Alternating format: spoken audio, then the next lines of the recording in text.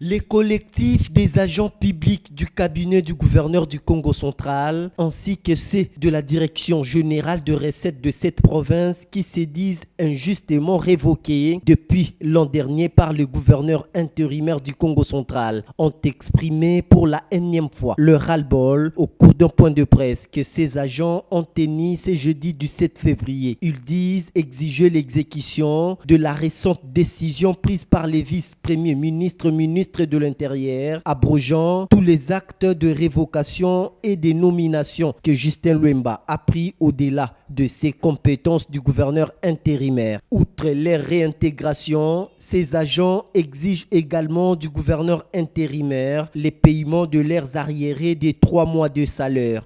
Près de 300 agents qui sont concernés, et ça, ce n'est qu'un échantillon. Notre revendication est simple. Les agents revendiquent leurs droits. Leur droit à la reprise de service, non seulement par rapport à la Constitution et aux lois qui restreignent le champ de compétences d'un intérimaire, ce n'est pas nous, c'est le message officiel qui le dit, mais aussi, comme nous avons dit, le message officiel est venu pour réaffirmer, entériner cette demande-là.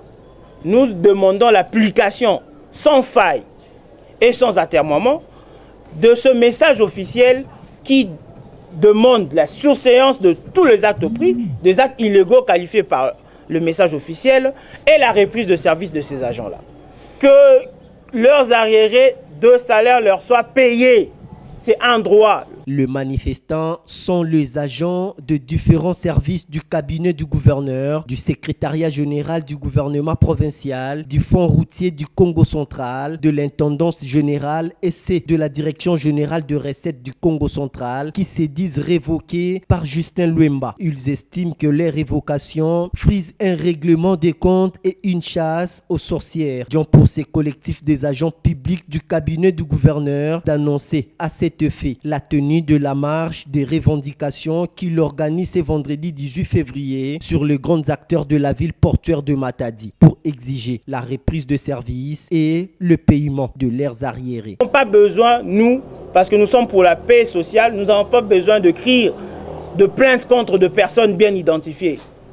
La démarche est de faire entendre raison à ces personnes-là, de revenir à la raison, de ne pas écouter de mauvais conseillers. Le collectif a saisi l'intérimaire pour lui faire part